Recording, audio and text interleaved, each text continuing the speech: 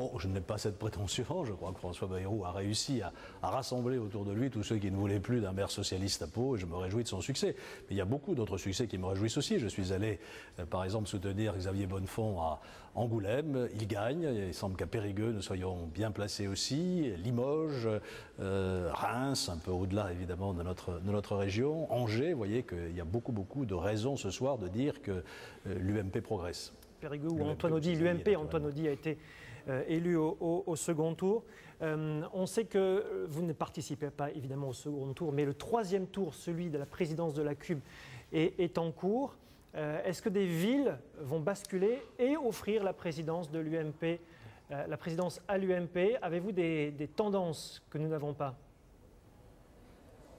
À la présidence à l'UMP, non, à la présidence à Communauté d'Avenir, oui, c'est-à-dire le groupe que je préside et qui unit, oui, mais ce n'est pas la présidence de l'UMP, ça sera la présidence de Communauté d'Avenir, c'est-à-dire de l'UMP, du MoDem, de l'UDI et de tous ceux qui appartiennent à la société civile. Je crois que la réponse est oui, sans aucune hésitation désormais. Nous sommes largement en tête à Saint-Médard-en-Jalles. Nous gagnons de toute façon des sièges à Mérignac, où là il semble qu'Alain Aziani vire en tête. À Pessac, c'est extrêmement serré, donc nous aurons entre 57 et 59 sièges, je pense, à la communauté urbaine, c'est-à-dire une large majorité. Et je ferai dès demain ce que j'avais annoncé, c'est-à-dire que j'appellerai les maires socialistes ou les maires de la minorité pour leur proposer une réunion de travail afin de voir si on peut travailler ensemble. Alors selon le député socialiste Gilles Savary, la CUB va devenir une succursale de la mairie de Bordeaux.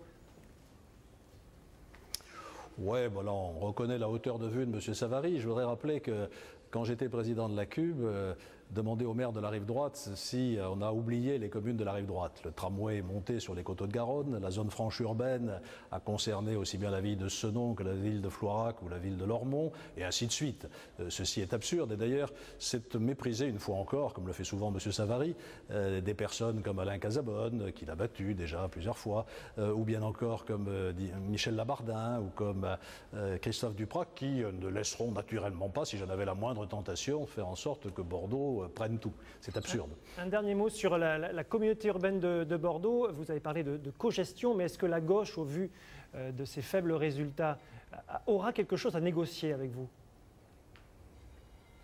Alors moi, je suis prêt à négocier, oui, je ne veux pas rafler tous les postes, je suis prêt à partager les responsabilités, évidemment, de façon à refléter le rapport de force.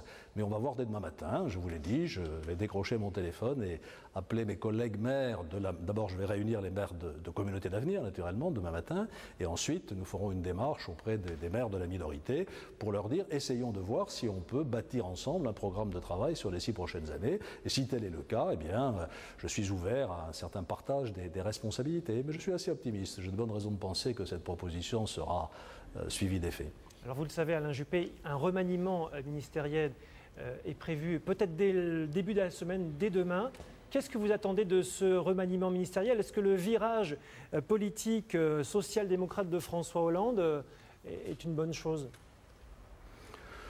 Écoutez, moi je n'attends pas grand-chose d'un remaniement ministériel, sinon un peu plus de professionnalisme et un peu moins d'amateurisme. Ça, c'est possible. Pardon? Ce virage social-démocrate avait été en son temps salué par Jean-Pierre Raffarin. Attendez, je vous parle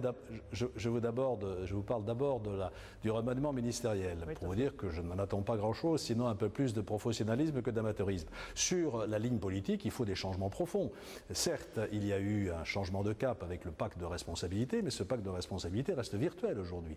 Quel est le programme de réduction des dépenses que va nous proposer le président de la République et le nouveau gouvernement? Quel est le programme d'allègement des impôts qu'il va nous proposer pour stimuler la croissance? Quel est le programme de simplification de ces normes qui étouffent aujourd'hui tous ceux qui veulent entreprendre? Voilà un certain nombre d'éléments concrets que nous attendons pour voir si la confiance va revenir et si la croissance pourra se restaurer. C'est la condition sine qua non du recul du chômage. Je dois dire aussi que moi j'attends un apaisement en matière de réforme dite de société, assez de ces lobbies qui veulent rouvrir le débat sur l'euthanasie ou sur la PMA ou sur la GPA. Ça ne correspond à aucune attente profonde des Français. Et de même en matière de sécurité, il va falloir passer quand même des déclarations aux actes. Monsieur Valls a été très bon en matière de communication depuis 2 ans, en se portant chaque fois qu'il y avait un problème sur le terrain, par exemple à Marseille. Mais les résultats concrets ne sont pas là. Et je crois que l'un des signaux qui ont été envoyés par les Français dimanche dernier et aujourd'hui, c'est qu'ils veulent du concret. Ils ne veulent pas simplement des discours, mais des réalisations concrètes. C'est ce qui a permis à des maires d'être réélus. Et c'est ce que vous attendez d'un remaniement ministériel qui s'annoncerait donc peut-être dès lundi. Merci Alain Juppé d'être intervenu en direct depuis la mairie de Bordeaux.